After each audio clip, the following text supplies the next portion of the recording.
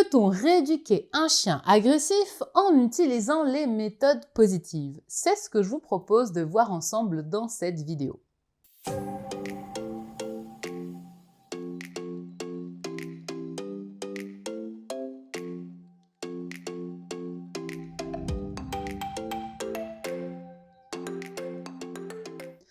Bonjour et bienvenue sur cette chaîne YouTube. Je suis Pauline de Barba, éducateur canin professionnel et je suis spécialisée dans la rééducation des chiens agressifs avec les méthodes positives. Il est tout à fait possible de rééduquer un chien agressif en utilisant les méthodes positives.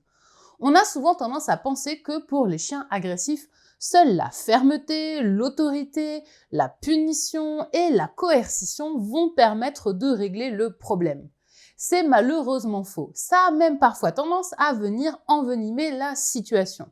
Un chien agressif, c'est un chien qui a des problèmes émotionnels. Il est soit trop excité, soit en colère, soit trop stressé, et du coup, il réagit très fort quand il voit d'autres chiens ou parfois quand il voit d'autres humains.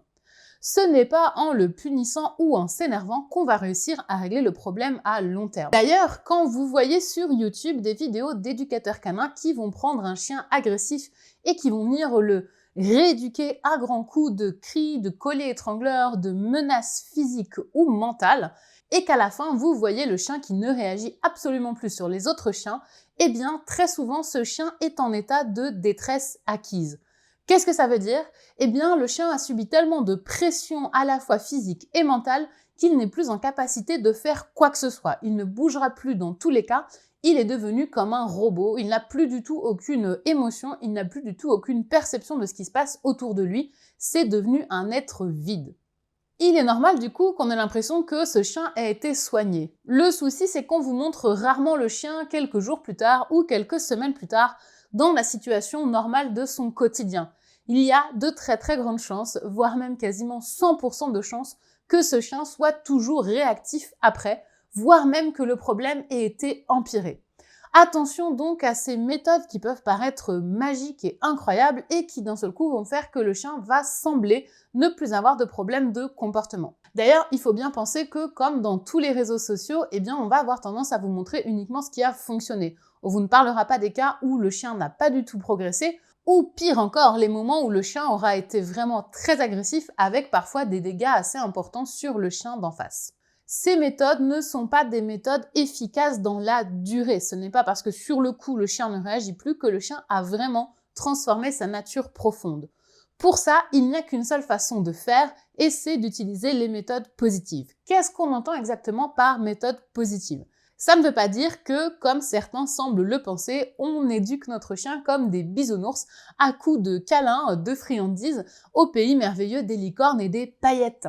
Clairement, les méthodes positives sont bien plus que ça. Elles se basent sur des techniques issues des lois de l'apprentissage. Les chiens, et d'ailleurs tous les autres animaux, mais également les humains, apprennent d'une façon qui est déterminée et qui est la même, peu importe l'être vivant qu'on a en face de nous. Nous connaissons aujourd'hui par cœur la façon dont le chien apprend et une fois qu'on a connaissance de cette information, il est très simple de venir modifier le comportement du chien. Les méthodes positives vont s'appliquer à n'utiliser que des choses que le chien va apprécier. Ça veut dire qu'à aucun moment on va utiliser des situations, des objets ou des techniques qui vont être aversives pour le chien, que le chien ne va pas souhaiter, que le chien va vouloir éviter. Pourquoi est-ce qu'on fait ça? Parce que quand on a un chien qui est agressif, comme je vous l'ai dit au début de cette vidéo, c'est qu'il a des problèmes émotionnels. Il ne se sent pas bien et ça se retrouve dans son comportement. En venant utiliser seulement des choses que le chien apprécie et en venant construire un programme de travail logique et cohérent sur cette base, on va pouvoir apprendre au chien ce qu'on apprend vraiment de lui, plutôt que de se concentrer sur le fait de punir les mauvais comportements. Les méthodes positives ont vocation à être respectueuses à la fois du mental et du physique du chien et de minimiser autant que possible le stress que le chien va ressentir dans le processus. Bien sûr que ce qu'on cherche à obtenir, c'est un résultat, c'est-à-dire un chien qui n'est plus agressif, mais on ne le fera pas par tous les moyens. L'idée, c'est que le chien conserve son intégrité mentale et physique, qu'il conserve un niveau de bien-être élevé, voire même amélioré pendant tout le processus de rééducation. On ne va jamais sacrifier le ressenti du chien sur l'autel des résultats. Si ça doit prendre un petit peu plus de temps tout en conservant l'intégrité du chien, eh bien c'est ce qu'on fera. Les méthodes positives, elles consistent aussi à donner au propriétaire du chien les clés pour mieux comprendre son animal. Avoir un respect, une compréhension, une communication claire avec son chien, c'est définitivement une base indispensable pour avoir un chien moins agressif, mais aussi un chien beaucoup plus calme et beaucoup plus serein dans la vie de tous les jours. Ça devrait même être le préalable à n'importe quel humain qui voudrait prendre un chien et vivre avec lui au quotidien. Vous êtes peut-être en train de vous dire que, vu que les méthodes positives sont les méthodes que moi j'ai choisi d'utiliser en tant qu'éducateur canin, c'est normal que je vienne les défendre. Et vous avez raison. Pour moi, ça a un sens à la fois moral et éthique de chercher à préserver le bien-être du chien. Mais le mieux, je pense, c'est de voir les résultats qu'obtiennent mes élèves. Ce que vous pouvez faire, si vous le souhaitez, c'est aller dans la description de cette vidéo et regarder les liens qui sont tout en haut.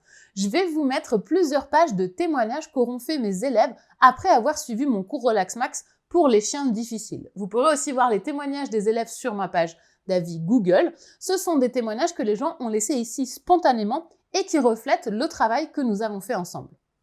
Je ne vous montrerai pas de vidéos sensationnelles avec des chiens très agressifs que je vais venir dompter parce que ça n'est simplement pas ma méthode. Et si je venais à faire ce genre de choses, ça serait en contradiction totale avec ce que moi je fais avec les chiens, c'est-à-dire ne jamais les mettre dans des situations où ils risqueraient de réagir.